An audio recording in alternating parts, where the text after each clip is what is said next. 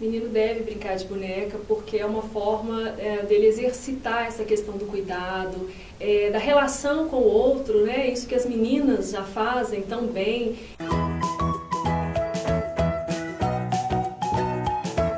É, de certa forma, um treino para a maternidade. Por que não? Esses meninos não serão pais?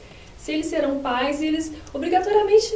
É importante para eles estarem passando por esse treinamento, vamos dizer assim, porque o brincar, ele é fundamental na vida da criança.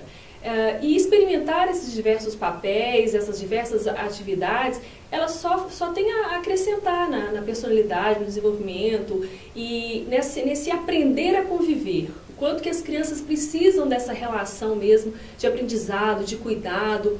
E é um cuidado não apenas pensando lá na frente, né, nos futuros pais, mas nessa questão do cuidado com a irmãzinha, com a priminha, com o coleguinha da sala. Então, quando ele brinca de boneca, ele está ali desenvolvendo e manifestando afeto, cuidado, uma série de valores que são extremamente necessários hoje. É uma cultura machista que ainda está muito presente na nossa sociedade.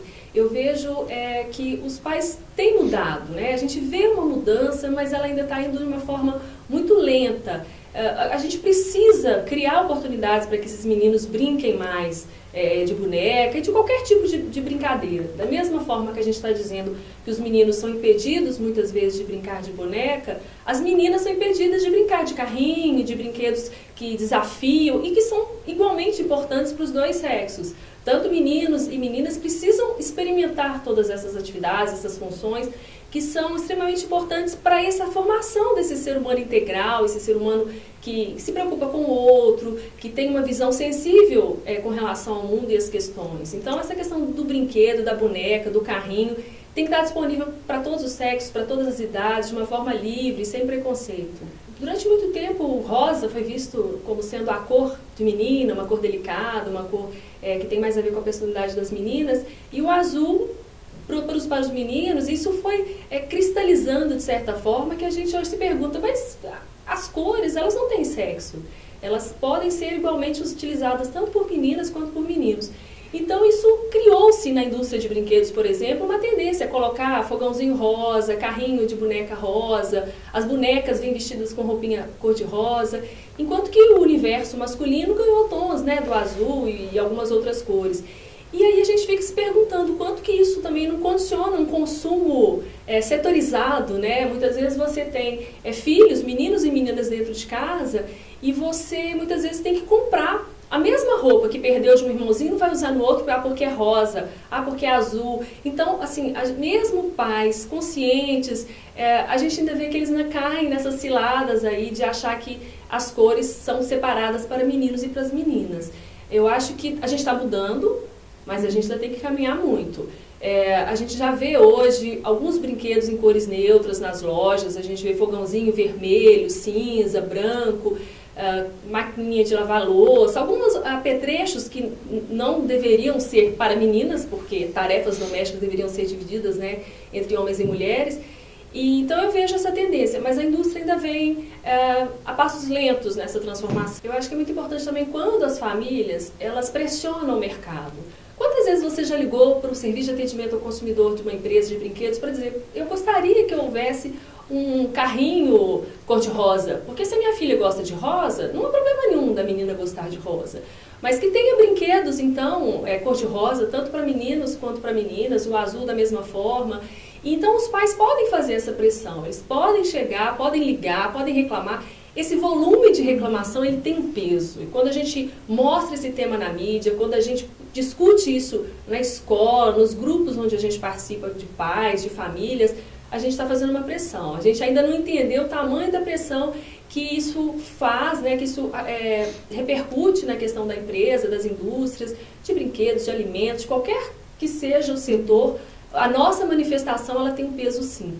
Então, essa evolução é lenta, ela pode ser intensificada por essa nossa pressão, por essa nossa reivindicação de que meninos e meninas têm que experimentar o desafio, o cuidado, a diversão com carrinhos, essa questão dos jogos de raciocínio, tem que estar disponível para meninas e meninos, porque eles serão no futuro, a gente não sabe o que eles serão, né? Eles vão decidir, a gente não pode criar esses estereótipos e falar meninas só podem ser isso e meninos só podem ser aquilo.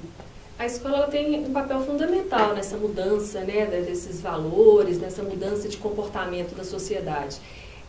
Quando as crianças, muitas vezes elas têm uma resistência a fazer uma certa atividade dentro de casa, mas quando chega na escola, se a professora incentiva, se os colegas estão fazendo, a gente vê a mudança, né? Muitas vezes a criança não come determinado alimento de jeito nenhum em casa, chega na escola porque tem os colegas, porque tem um outro tipo de estímulo, acontece naturalmente. Então esse questionamento desses valores, esse tipo de divisão entre meninos para cá e meninas para lá, isso tem que ser repensado. Até mesmo na educação física, por que fica menina contra menino? Vamos deixar a bola para os meninos jogarem futebol e as meninas vão pular corda. Quer dizer, vamos deixar que as crianças escolham. O brincar ele é tão importante, quando a gente fica delimitando demais, cerceando demais, a gente está dificultando o brincar livre, que é tão fundamental para as crianças. Então esse trabalho, né, na Rede Brasileira Infância e Consumo, na REBRINC, de estar discutindo o consumo e de que forma ele afeta a infância, passa por aí, passa por essa questão das divisões entre meninos e meninos, do incentivo ao consumo, muitas vezes, de brinquedos que nem são tão benéficos assim. Eu acho que é importante a gente lembrar que a brincadeira não depende do brinquedo comprado, seja ele rosa ou azul. Essa questão da reutilização, de você utilizar coisas que você tem em casa para poder criar brinquedos junto das crianças, e a brincadeira vai ser igualmente interessante.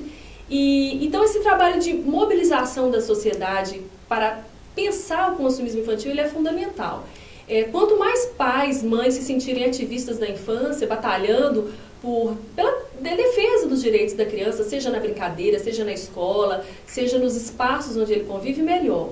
Então essa mobilização para refletir sobre o consumismo infantil é uma reflexão de repensar também esses estereótipos de gênero, o quanto que a gente limita as crianças e a gente está talvez criando uma dificuldade que vai aparecer lá no futuro, quando essa criança foi impedida de dançar o balé porque é menino, ou não pôde, né, ela não teve possibilidade de jogar futebol porque ela é menina. Então repensar isso tudo relacionado ao consumo e à infância é um trabalho de todo mundo, de todas as famílias.